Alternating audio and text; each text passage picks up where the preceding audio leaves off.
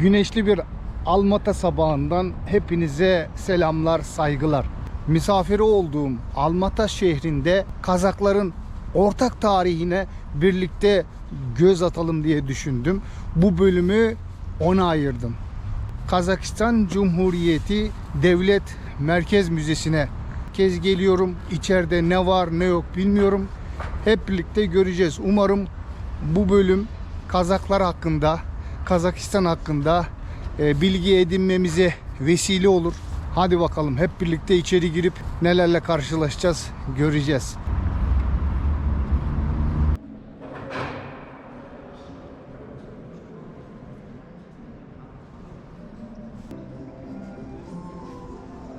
Evet, Kazakistan'ın toprakları yanılmıyorsam 2 milyon 800 kilometre kare büyüklüğünde.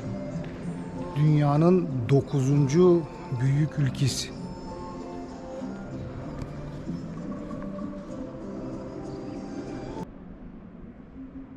Kazak tarihinin önemli figürlerinin, medeniyetlerinin burada elbiseleri var. Meşhur Altın Adam.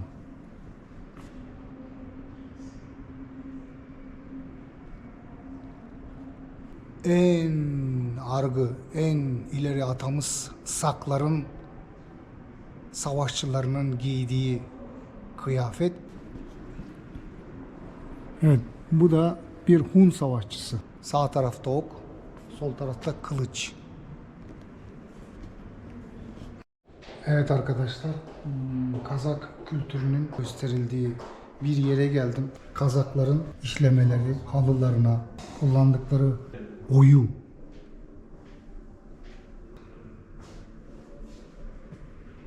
Bayanların girmiş olduğu çapan. Baykuşun tüyü bunlar. Bunlar çeyizlik.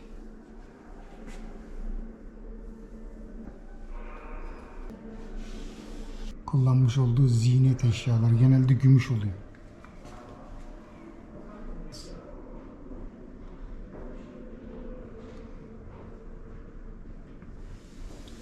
Bu gümüş eğer. 20. yüzyılın ortası diyor. Tallık organında bulunmuş. Kamçı. Bilezikler. Yine eğer. Mataralar. Torsuk. Assalamualaikum. Aleykümselam. Ayten.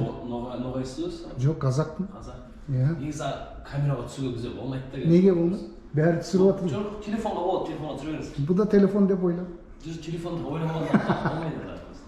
Жақсы bitireyim. Осы бітіре салыңыз. Ya, otur. Телефонға түсіре беріңіз.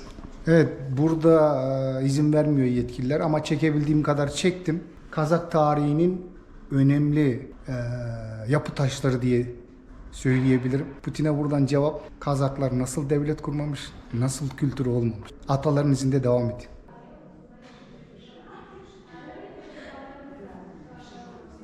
Kerey diyor. Kerey ve Canebek 14. yüzyılda. Burunduk Han 1473. Kasım Han 1511. Mamaş Han 1518. Tahir Han 1523.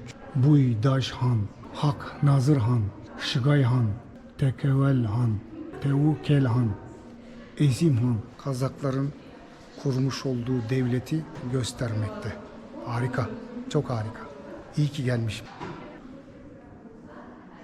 Görüyor musunuz? Kazağın sancağı, kaftan, kılıçlar. Bazen sosyal medyada, internette duyuyorum.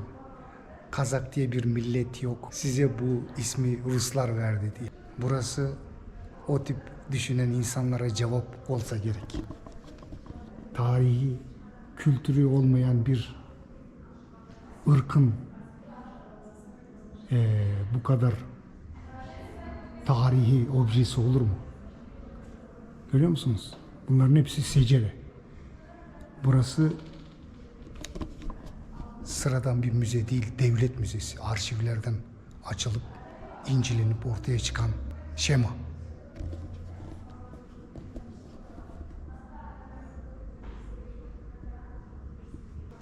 Görüyor musunuz? Pantolon. O dönemin pantolonu. Harika. Görüyor musunuz? Gömleğe bakar mısın? Ne güzel. Eğer yolunuz Kazakistan'a düşerse mutlaka gelin. Çok güzel yer. Kazaklar hakkında büyük bilgiler ediniriz. Yani ben Kazak olmama rağmen ben bile yeni şeyler öğreniyorum.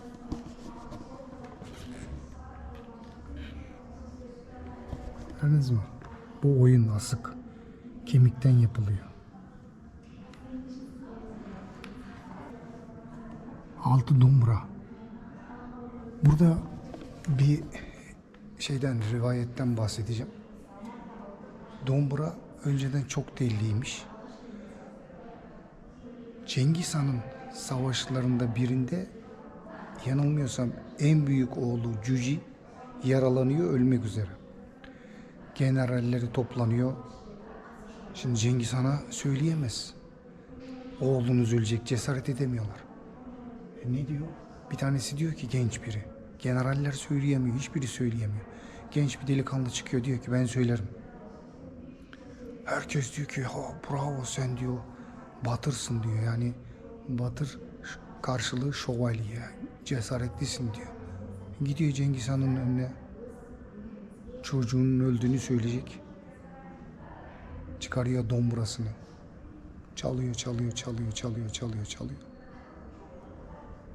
Ondan sonra unuttum. Cengiz Han diyor ki kim benim oğlumun diyor ölüm haberini getirirse onun boğazından eritilmiş gümüş dökeceğim diyor. Döktüreceğim diyor. Gelelim dombra olayına. Çalıyor. Ondan sonra Cengiz Han diyor ki benim oğlumun öldüğünü mü söylüyorsun diyor. Genç diyor ki ben söylemiyorum diyor. Dombra söylüyor diyor. Cengiz Han da sözünü yerine getirmesi lazım. Dombra'nın şu en baştaki yerinden gümüş döktürüyor ve telleri kopuyor ve şu anki haline geliyor. 2 telli olarak.